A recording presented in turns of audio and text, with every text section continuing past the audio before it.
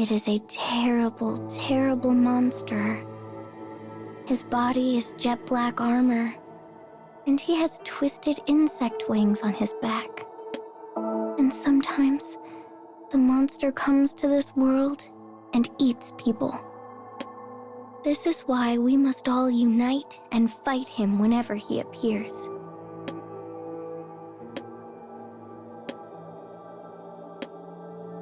As a light spring breeze dances through the plaza, 4 young girls sit around an open picture book. The image on the page displays an eyeless ebon monster. It resembles a large insect, yet is somehow uncannily human. The sight makes the hair of all who see it stand on end. The children take one glance at the picture and begin to scream with both terror and delight. The tale of the monster has been passed down in this country for an age. The picture book, which now entertains the 4 children, is based upon it. The girls enjoy themselves regardless, huddling close, laughing, scaring one another. But then comes the sound of light footsteps, thin soles on flagstone. The 4 girls look up from the book, their frigid gazes alighting on the source of the sound. It is another girl, her hair tied back in pigtails. Her head hangs low. On her neck and wrists are manacles and a collar, a symbol of her status as a goat person. Goat people. That is the name for this nation's lowest class of person. The goat girl attempts to hurry past the other children, trying not to look at them as she does. And then, hello. The leader of the 4 gently calls out to the goat girl. The lone girl's face brightens. The leader's personality can be a bit overbearing, but she is a good student, and her greeting sounds both pleasant and sincere. The goat girl is delighted. But as she is about to return the greeting, she falls forward. Her words are swallowed by cobblestone and shame. The leader has tripped her. She looks at the goat girl and laughs, and her friends soon join in. Goat people are the lowest of the low. They are meant to be abused without reason or cause. This idea has diffused itself among the young children. The leader then speaks. We are honored to be in the presence of a goat person this day, girls. Now, shall we play monster? Play monster. In this game, one child takes on the role of the monster, while the others pursue them. And of course, the goat girl is to take on the role of monster. The other children throw the book at the lowly girl's feet. The open page shows the dark monster standing by himself. He is hated, just as she is. And so the girl begins to run. She runs, and she runs, and she runs. For she knows terrible things will happen if she is caught. As she flees for her life, she eventually comes to a desolate and aging ruin. It is her precious, secret spot for play. Though it is typically worn and dirty, beautiful flowers bloom here at this time of year. After she ensures the other girls have not followed, she crouches down among the blossoms and breathes a sigh of relief. When her ragged breath finally calms, she lifts her head. only to be greeted by a surprising sight. The man-eating monster stands before her with his jet-black body and hideous insect wings. He waits silently among the colorful blooms. "Are you Mr. Monster?" asks the girl. Her voice is a whisper's memory. He remains silent. Suddenly, a thought comes to her. We are the same. The dark creature is her twin in all but name. "Are you lonely, Mr. Monster?" She approaches him slowly. Flowers dance in the wind around her feet. "I think you are." Poor Mr. Monster. Everyone hates you just like they hate me. She gently places her hand on the silent monster. Strangely enough, she feels no fear. What she sees in front of her is not some terrible brute, but a creature who is alone no matter where he goes. A creature just like her. This is why she is not afraid.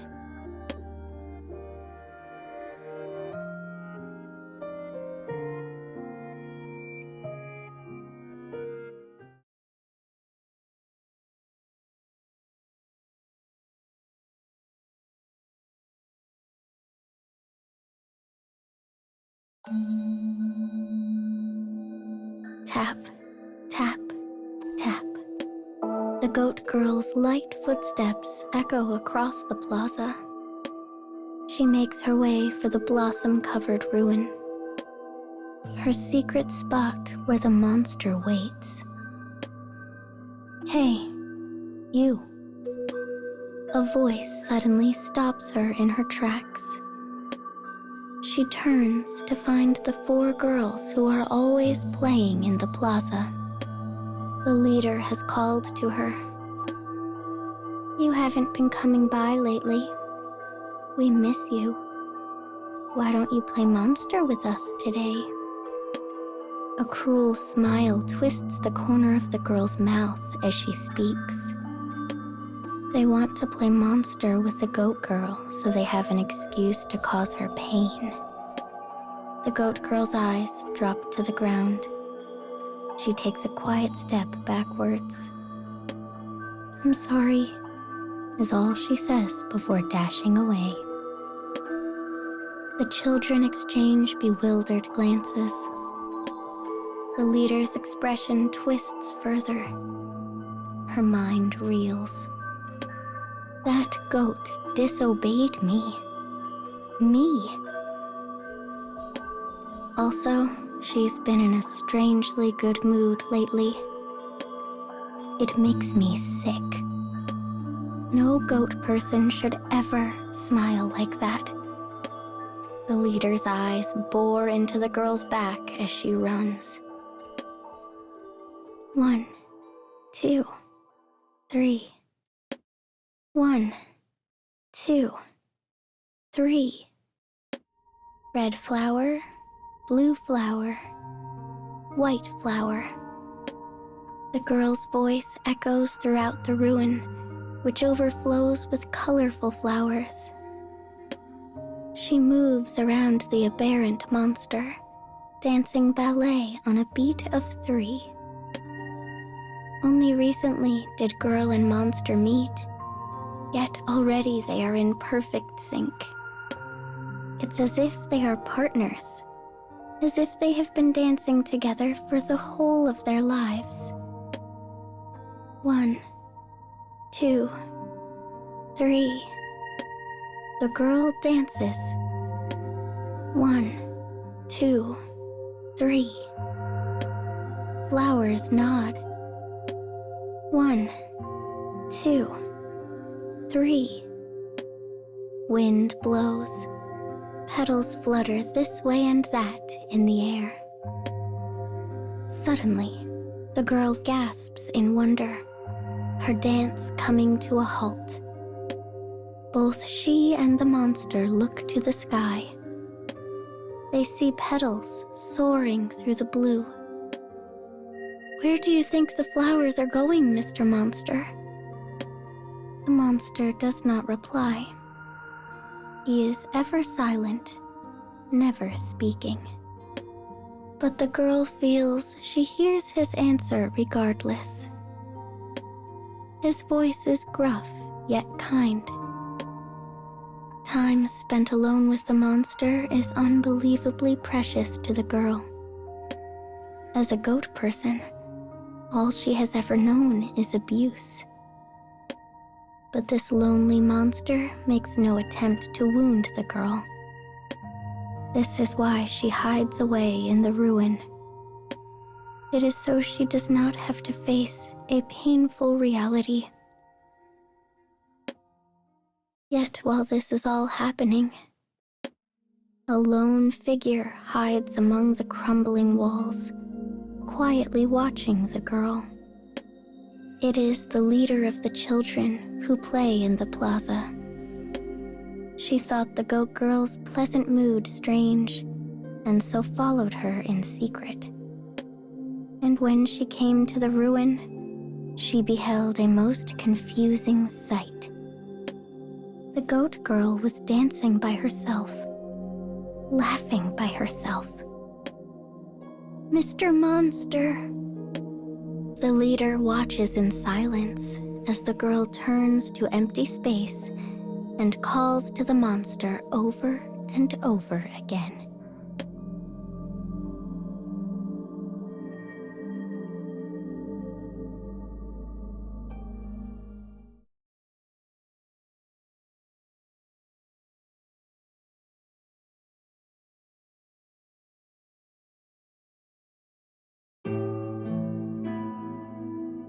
The goat girl's bindings garner cold stares as she walks through town. But she does not care. For no matter what terrible things might happen, she has the companionship of a very kind monster. Yet another day finds her racing down the street for the ruin where the monster waits. Suddenly, she comes to a halt. Smoke tickles her nostrils. Her face clouds. Something is on fire. Knowing this bodes ill, she makes for the ruin as fast as she can. "I hope Mr. Monster is okay," she thinks to herself. She soon arrives at the ruin. It is ablaze. Flames billow from a great pile of discarded junk. Broken chairs, shattered clocks. The flames lick at the flowers, threatening to turn everything to ash. The ruin was meant to be a secret place for herself and the monster, and now it is lost. "Mr. Monster, no," cries the girl.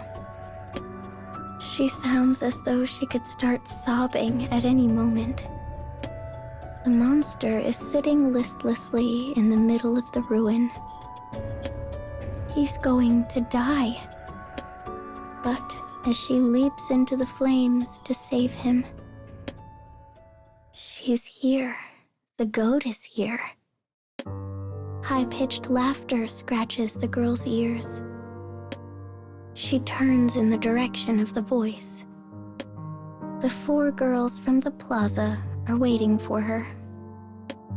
Their leader takes a step forward, a lopsided smile on her face. In her hand, she holds a stick, the tip smoldering with flame.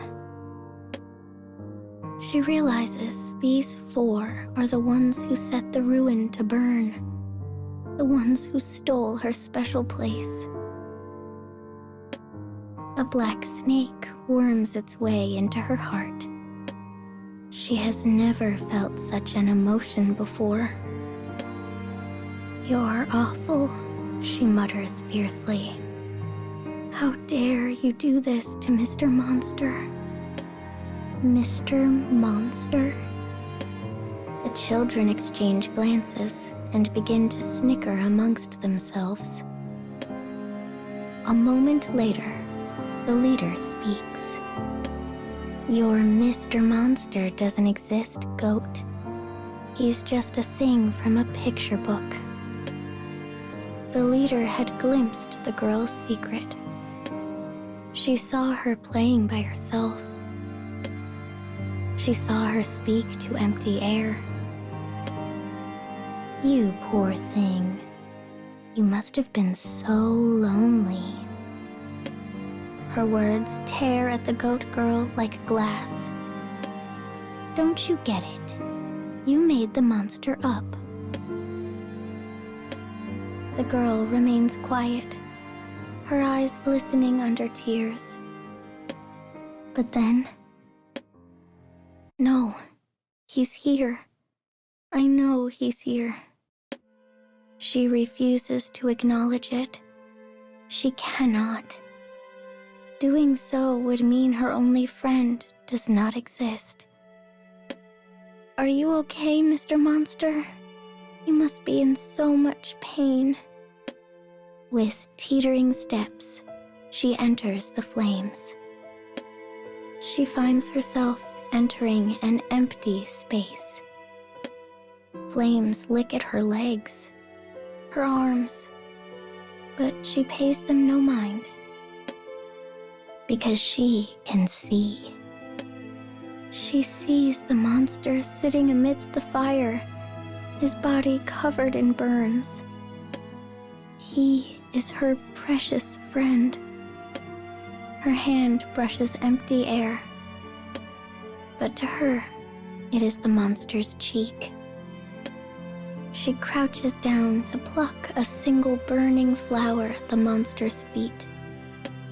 Hot fire chars her palm. The pain is an idle thing, distant, for she knows the monster suffers far more than she. This is all their fault. Her gaze rests on the burning flower. Dancing flames reflect in dull eyes.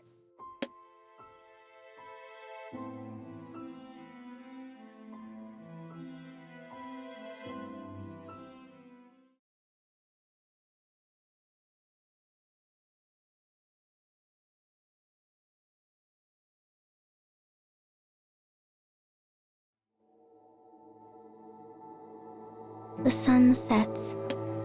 Darkness falls over the area.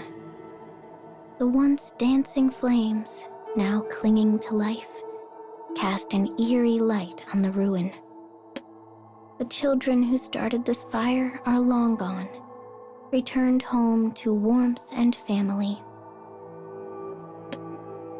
They had amassed the junk and lit the spark. The ruin, the secret spot for the girl and the monster, is now little more than a wreck.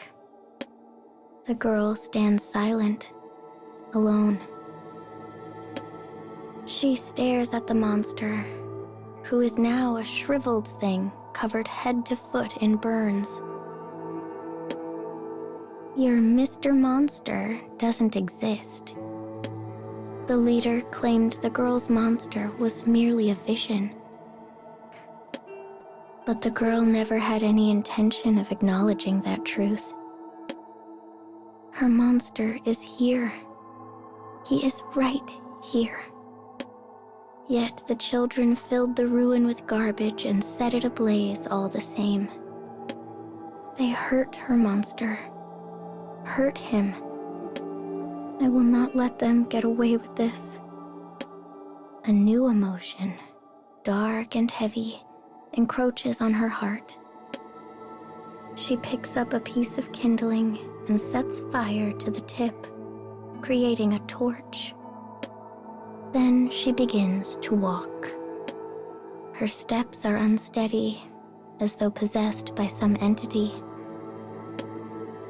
She arrives at a beautiful house, a dwelling that resembles the magnificent homes one might see in picture books. It belongs to the leader of the children. The girl lifts the torch. Her mind whirls as she stares into the flame.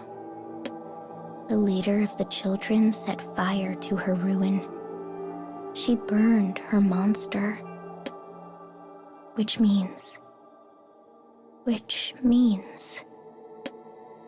means she can destroy her home. She can destroy what the other holds most dear. Burn it all. With darkness urging her on, she raises the torch high above her head and thrusts it forward. Fire crackles. Sparks fly. Before her, something begins to burn. It is the monster. The torch never reaches the leader's house.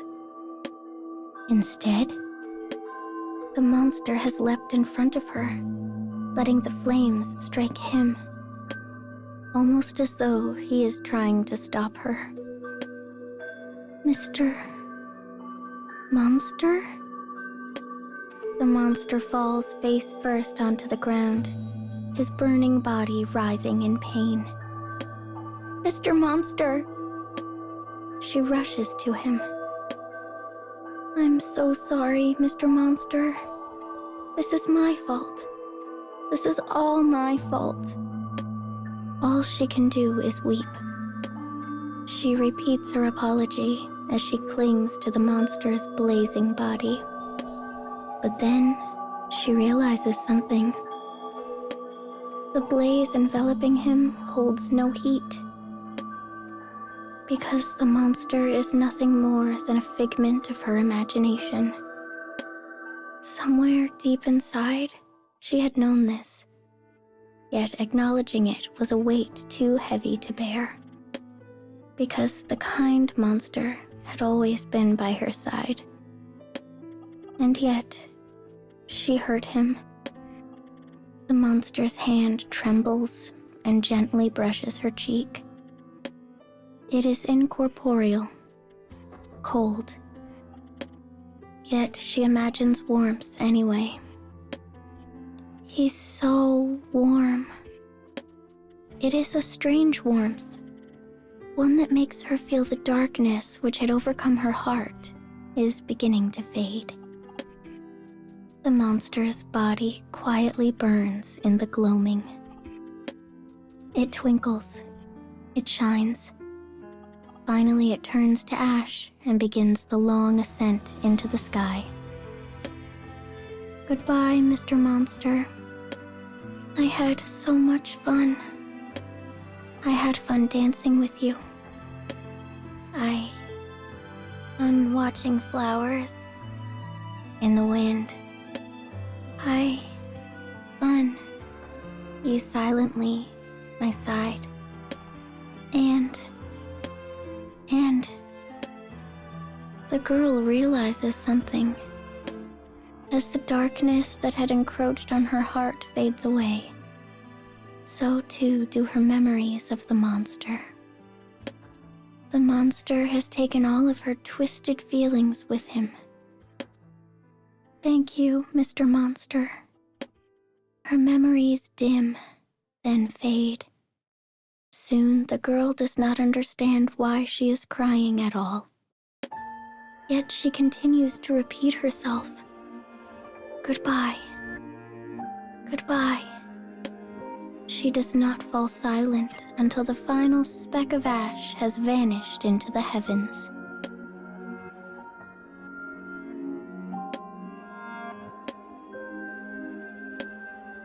The junk sits in a pile in the ruin. The beautiful spring blooms are gone. She is sad her secret place was laid to waste like this. But she is a goat person. It is to be expected. She repeats this to herself as she begins cleaning up the junk. There we go, she says as she lifts a broken clock. Suddenly, she stops. Her heart catches in her chest. Beneath it She finds a small flower still in bloom. The rest are blackened ash, yet this one alone remains. It shines brilliantly in the dark. A strange feeling suddenly bubbles up in the girl's heart. I miss you. I don't know who you are, but I miss you.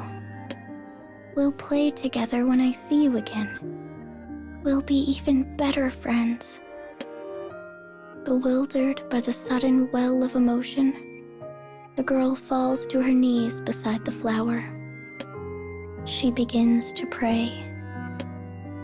She does not know the name of who she misses, nor what they look like. But whoever they are, they have given her such warmth. And so she prays she might one day see them again.